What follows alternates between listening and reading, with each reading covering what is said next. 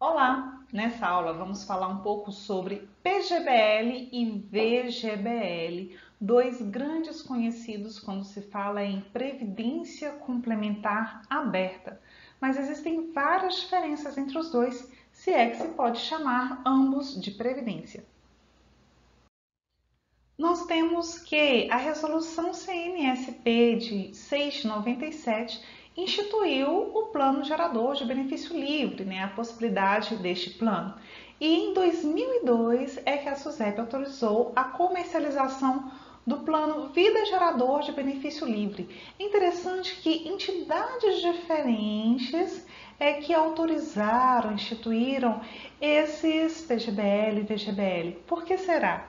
Bem, acontece que o PGBL é um plano de previdência complementar aberta, enquanto o VGBL é um seguro de vida com cobertura por sobrevivência.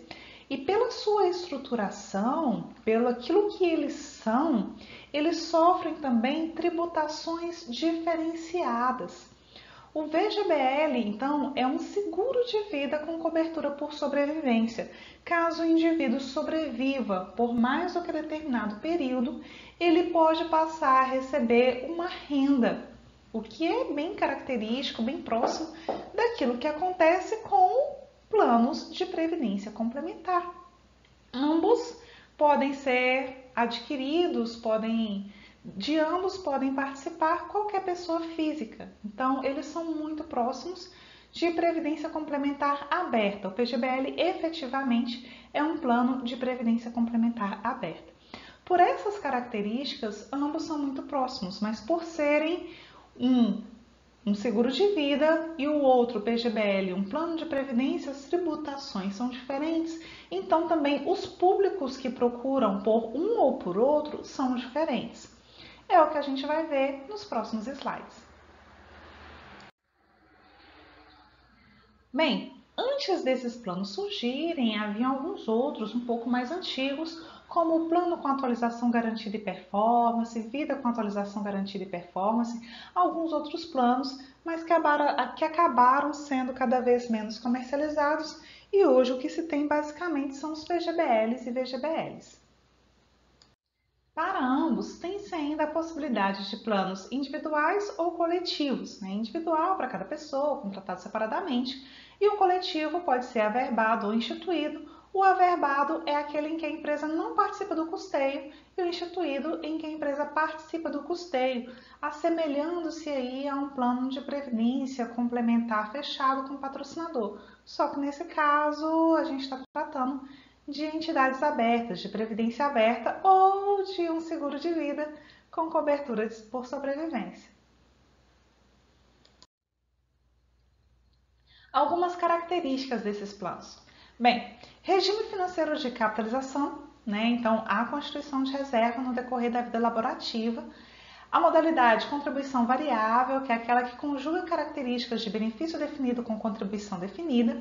Os planos são bem mais transparentes do que aqueles outros que existiam anteriormente e permitem portabilidade e resgate total ou parcial ainda no período de acumulação, o que atrai muitas pessoas também para esse tipo de plano. Quanto ao valor das contribuições, bem, o valor da contribuição é determinado pelo participante, o que é uma característica comum em planos de contribuição variável, aqui ainda com mais maleabilidade do que acontece com alguns planos de previdência complementar fechado. Mas é importante que se saiba que quanto maior a contribuição efetivada, maior será o montante acumulado e, portanto, maior a renda mensal de aposentadoria.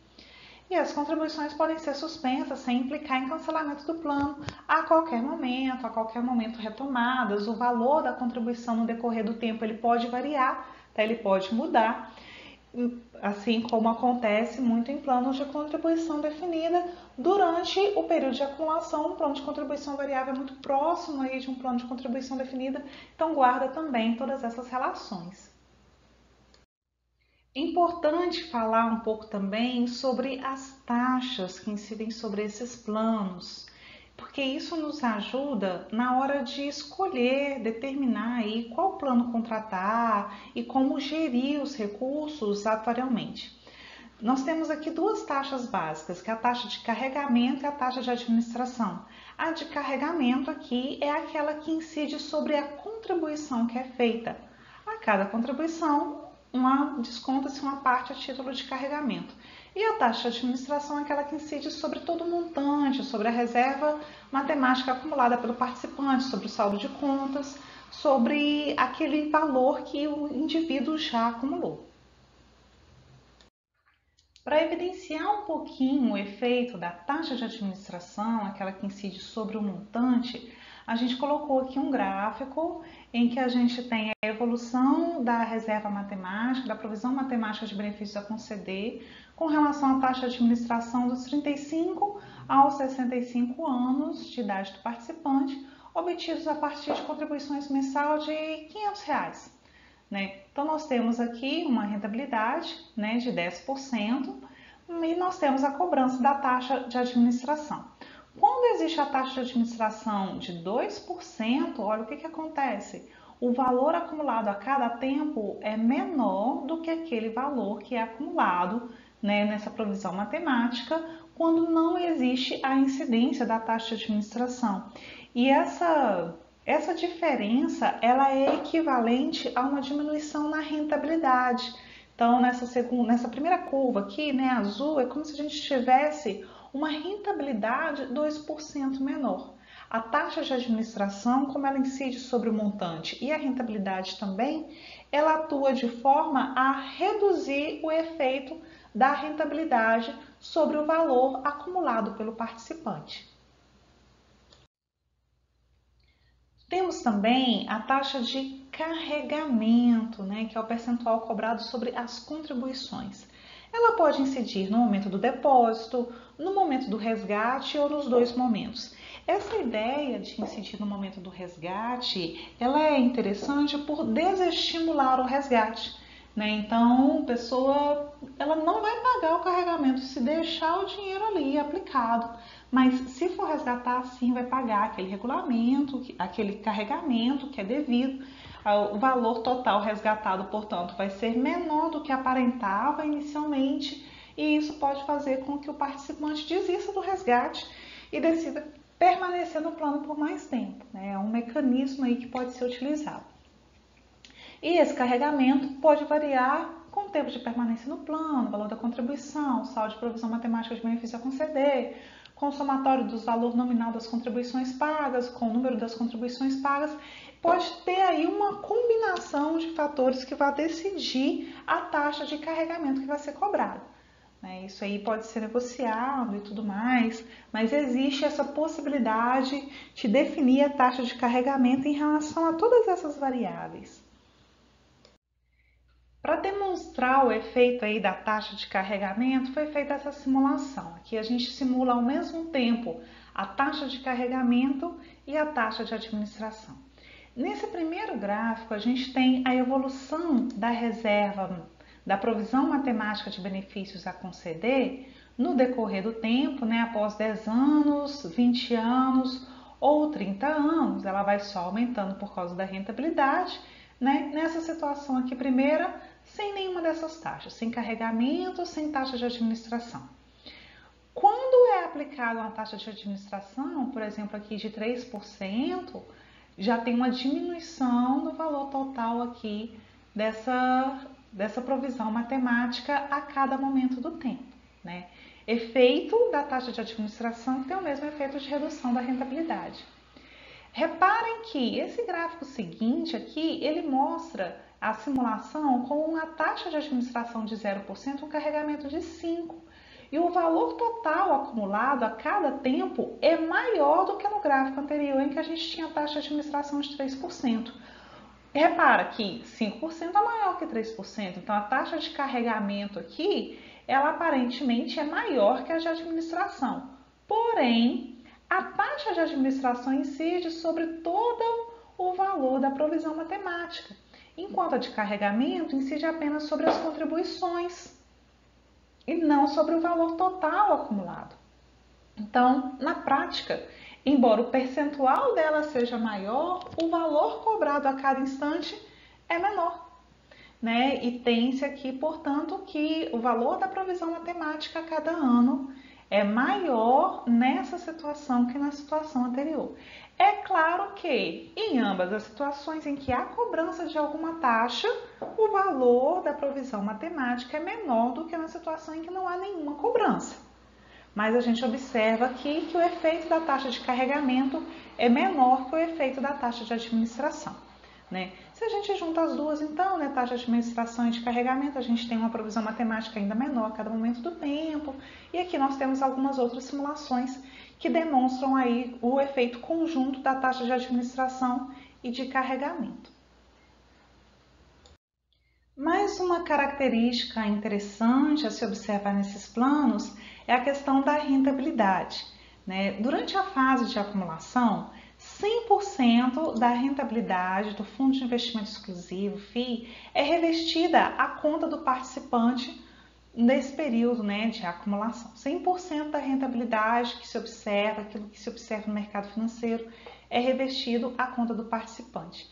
A rentabilidade varia de acordo com a composição do fundo de investimento e com as variações do mercado financeiro, e não existe uma garantia de remuneração mínima nesses planos. E durante a fase de recebimento do benefício, o que é que acontece? Bem, nessa situação, a rentabilidade pode ser repassada na forma de aumento do valor do benefício, né? Já que já se está recebendo o benefício.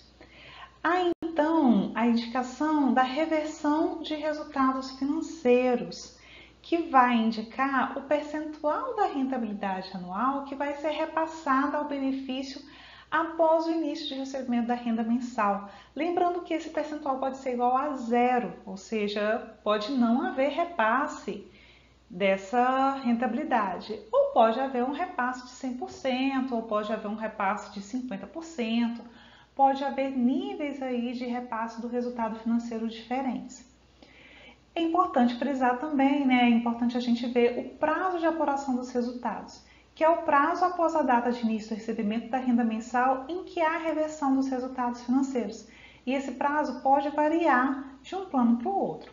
Quanto maior o prazo, menor então vai ser essa reversão, né? E quanto menor o prazo, mais frequente vai ser essa reversão dos resultados financeiros. Temos aqui um gráfico que mostra então o efeito dessa reversão do resultado, desse percentual de reversão do resultado financeiro, né? Aqui nesse gráfico nós temos o valor da renda mensal a cada idade do segurado. Em uma situação em que não há reversão do resultado financeiro, percebam que o valor do benefício permanece o mesmo no decorrer do tempo, né? Desconsiderando aí algumas outras atualizações, certo? Quando há uma reversão de 50%, a cada ano este valor de benefício é recalculado e pode aumentar de acordo com a rentabilidade.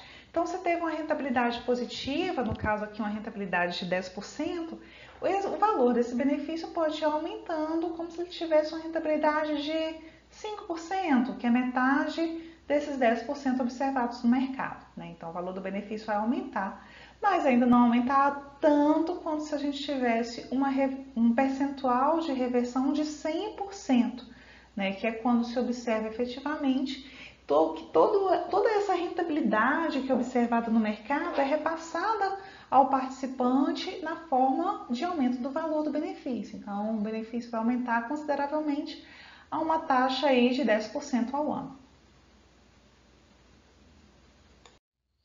Outro ponto importante, PGBL e VGBL podem ter rentabilidade mínima garantida pelo plano, né? O que influencia, é claro, o valor da renda inicial. Mas, em geral, o que a gente observa é que essa rentabilidade mínima é igual a zero. Por que disso? Porque assim, não tendo uma rentabilidade mínima, há um risco menor para a entidade que está por trás da administração desse plano, né? Porque ela não garante nenhuma rentabilidade. E caso haja rentabilidade, essa rentabilidade poderia ser então repassada ao participante. Tá? Então, existem alguns planos mais antigos que ainda tinham alguma garantia aí de rentabilidade, mas em geral os planos mais novos já não prevêem essa garantia mínima, tá certo? E o valor da renda mensal de aposentadoria será corrigido anualmente por um índice de atualização especificado pelo plano.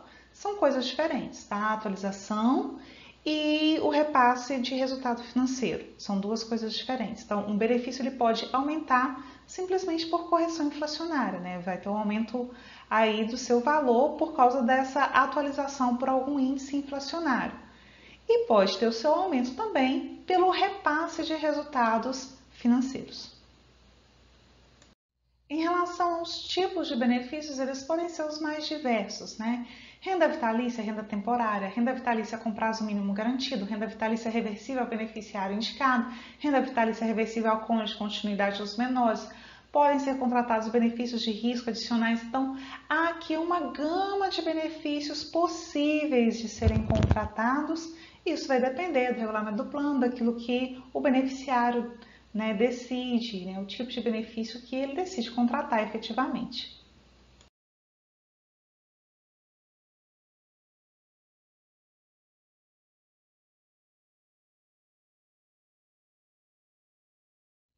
Bem, é isso que nós tínhamos para tratar, abarcando aí os principais aspectos de PGBL e VGBL. No próximo slide, numa próxima aula, a gente vai ver um pouquinho sobre os diferenciais de impostos de renda entre eles, certo? Mas por essa aula, são essas as principais características que a gente vai investigar.